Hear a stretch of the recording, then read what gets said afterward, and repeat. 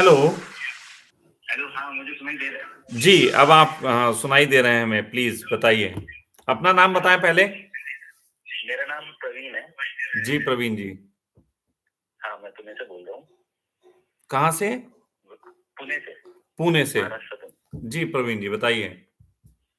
हाँ, वैसे तो मैं पहली बार ऐसे कॉल कर रहा हूँ। चलिए, बट अच्छा है। कंफ्यूजन है थोड़ा। जी। हाँ, तो मेरा प्रश्न एक्चुअली में ये है सका जी की लाइफ में कंफ्यूजन बहुत है। कंफ्यूजन मतलब बहुत कभी है। ये बहुत कंफ्यूजन है। कभी ऐसा लगता है कि मतलब आईटी में जाऊं, कभी लगता है कि फिल्म मेकिंग करूं, कभी लगता है गाने गाऊं, कभी लगता है मतलब घूमते रहूं। मतलब कभी एक जगह पे कोई चीज बैठ ही नहीं रही है और मैं पता नहीं या तो मैं उसको पूरा करता नहीं हूँ, या तो मेरे को ऐसा लगता है ये भी एक आइडिया ही है बस। तो नहीं, वैसे प्रवीण जी आप, मैं पूछूं आप करते क्या हैं इस समय वर्तमान में? मैं फिलहाल के लिए फ्रीलांसिंग करता हूँ क्योंकि मुझे कुछ समझा ही नहीं, तो मैंने सोचा कि कोई भी काम मुझे जो अच्छा लगेगा मैं करता रहूंगा। ऐसा फिक्स हो गया। तो ये अच्छी बात है ना, इसमें इसमें कंफ्यूजन की बात ही नहीं होती है, तो बहुत अच्छी बात है। फ्रीलांसर हैं, जब जो मर्जी आया वो आपने कर लिया। हाँ, एग्जैक्टली। लेकिन कभी कभी ऐसी ऐसी हालत देखता हूँ कि जैसे मुझे अभी समझ लो एक आइडिया आ रहा है कि फॉर एग्जाम्पल मेरा थोड़ा सा एक जमीन है जहाँ पे मुझे काफी कुछ अच्छा करना है, मतलब काफी कुछ खड़ा करना है वहाँ पे। लेकिन हम्म। वही वही बात आती है कि चीजें हमेशा पैसों को देख के शुरू की जाए या फिर शुरू कर दिया जाए और फिर पैसे अपने आप फॉलो करते रहेंगे, या क्योंकि पैसे के लिए अगर टाइम निकालें तो फ्रीलांसिंग में ही पूरा टाइम सिर्फ पैसों कमाने में ही चला जाता है। देखिए यहाँ पे ये सीन खराब हो जाता है। देखिए प्रवीण जी, आपकी बातों से पता लगता है कि आप जो हैं वो एक तरीके से समय भी चाहते हैं और पैसा भी चाहते हैं और सब कुछ चाहते हैं, है ना?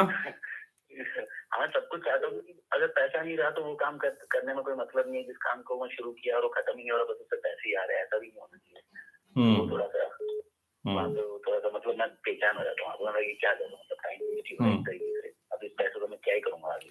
चलिए, खैर ठीक है, मैं बात करता हूँ आपके प्रश्न पे। अभी एक और आ रहा है कॉल, वो भी ले लेते हैं, फिर दोनों प्रश्नों पे इकट्ठी बात करेंगे। उठाइए। हेलो। அமேசானில் வரவேற்கின்றோம். எங்களுடைய வாடிக்கையாளர் சேவை குழு हेलो। உங்களுக்கு உதவி செய்ய காத்திருக்கின்றது. உங்களுடைய அழைப்பு தரம் மற்றும் பயிர் ये देखिए कौन सी लैंग्वेज थी। कॉल दिखा रहा था कि लंदन से कॉल कर रहे हैं कोई, लेकिन लैंग्वेज जो थी वो न जाने कहाँ की थी। खैर, तो पहले प्रवीण जी की बात से शुरू करते हैं, बीच में कॉल आएगा तो देखा जाएगा। तो जो मित्र भी कर रहे थे उनसे कहूंगा कि आप थोड़ा वेट करें, मैं आंसर दे लूं, उसके बाद आप करें। देखिए प्रवीण जी, ये समस्या मोस्ट ऑफ सबकी है और खास तौर पे ये आज की जो पीढ़ी है, इसकी ये बड़ी समस्या है। एक तरफ हमें जिंदगी ना मिलेगी दोबारा जैसी फिल्में हमारे सामने उदाहरण के रूप में हैं, जो कहती हैं जियो यार, क्या रखा है इन सब चीज में। दूसरी तरफ जो है, अंबानी अडानी जैसे भी आदर्श हमारे सामने हैं, या धन के बहुत सारे जो धन कमाते हैं उस तरीके के लोग भी हैं। तो कंफ्यूजन तो खड़ा होता है, लेकिन इस कंफ्यूजन का अगर मैं कोई एक उपचार बताऊं जो कि सबके काम का हो। पर्सनली तो किसी को बताने के लिए उसकी जिंदगी जाननी पड़ती है, लेकिन क्योंकि हम यहाँ समूह में चर्चा कर रहे हैं, तो मैं एक ही चीज आज तक जिंदगी में खुद के जीवन में भी देखा है और बहुतों के जीवन में देखा है। कई लोग पैसा कमाने के लिए इतने उलझ जाते हैं जिंदगी में कि अपने लिए वक्त नहीं निकाल पाते, और कुछ लोग अपने लिए वक्त निकालते हैं और फिर कुछ दिनों बाद उन्हें महसूस होता है कि एक ऐसी जगह फंस गए जहां पैसा नहीं रहा, और फिर पैसा कमाने के लिए अपनी जिंदगी लगानी पड़ती है। मैंने एक चीज महसूस की कि आप कुछ भी करते हैं, अगर आपका स्वभाव उस कार्य से मैच नहीं खाता, तो आप अगर पैसा कमा लेंगे तब भी पीड़ा में पड़ेंगे, और पैसा नहीं कमा पाएंगे तब भी पीड़ा में पड़ेंगे। असली बात है पीड़ा से बचना।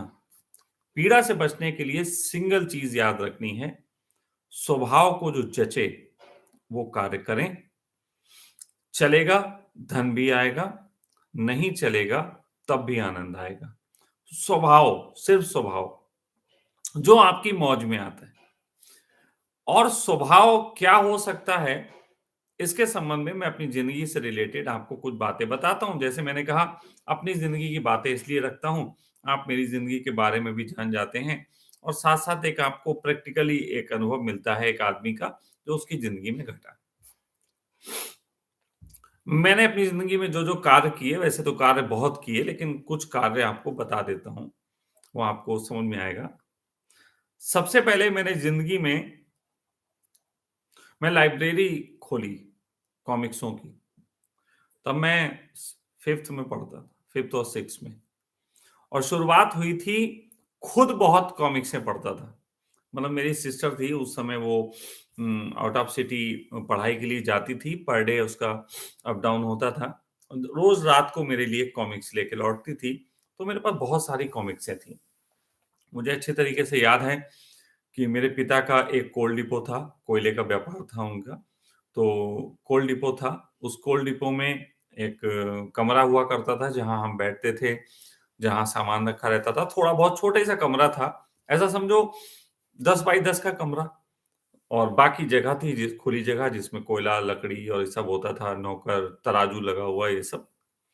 तो मुझे याद है कि दिवाली से पहले सफाई का वक़्त आया, तो सफाई में मेरी माँ जो थी वो सामान निकालती थी और भंगार में बेच देती थी, जो फोकट सामान होता था। तो मेरी माँ ने भी कॉमिक्सें मेरी सारी निकाली, बहुत सारी 100 150 कॉमिक्सें 200 जो भी थीं, निकाली और उसने रख दी। मैंने कहा ये कहेंगे इसे बेच देंगे, क्या कर पढ़ चुका तू? अरे मैंने कहा नहीं इसे नहीं, ये तो खजाना है मेरा, ज़िंदगी की पूँजी है मेरी। और मैं उस पूँजी को वहाँ से उठा के अपने नौकर के साथ, मुझे अभी भी याद है, देखो अपने नौकर के साथ साइकिल पे पीछे रखवा के और ले गया और वहाँ शॉप पे जाके रख दी, सिर्फ़ इसलिए रखी कि मेरी माँ इसे बेच ना दे। तो ऐसी स्थिति में जब वहाँ रखी, तो उस समय मुझे वो किताबें अच्छी भी लगती थी। तो रखने में दिक्कत थी, तो हमारे नौकर ने वहाँ पे कुछ ऐसे सुतली होती थी हम लोगों के पास, आप लोग समझेंगे नहीं, पता नहीं। तो सुतली होती थी, सुतली के धागे ऐसे बाँध के और उसपे लटका दी, जैसे लाइब्रेरी में।